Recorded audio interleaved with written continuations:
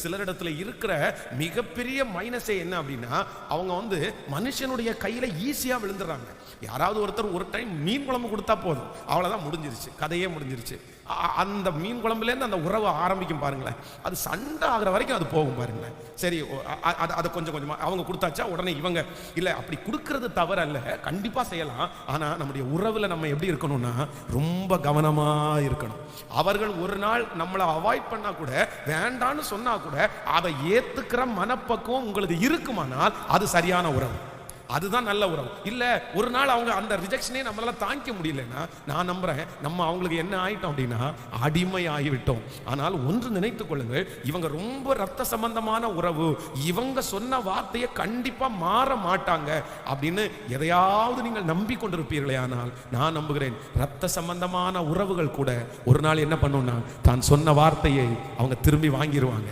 எங்களால் செய்ய முடியாதுன்றவாங்க, அவங்க நிறைய நேரம் கை கழுவிடுவாங்க, நிறைய நேரத்தில் கை விட்டுருவாங்க. ஆனால் கர்த்தராகிய ஆண்டவர் வாக்கு கொடுத்தார், நான் உனக்கு சொன்னதை செய்யும் அளவும்.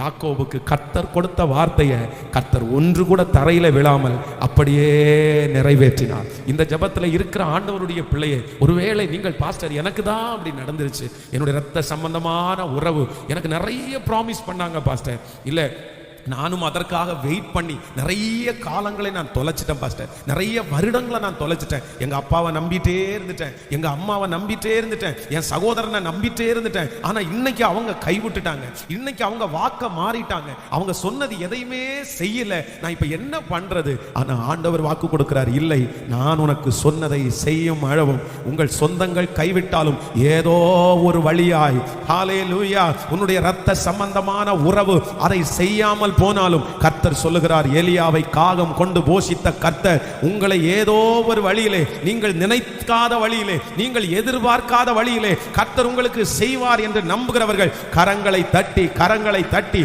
கர்த்தர் உங்களுக்கு செய்ய நினைத்தது தடைபட முடியாது. சொந்தங்கள் கைவிட்டாலும் கர்த்தர் ஏதோ ஒரு வழியிலே உங்களை ஆசீர்வதிக்கிறதற்கு வல்லவராய் இருக்கிறார். ஆமென் சொல்லுங்கள்.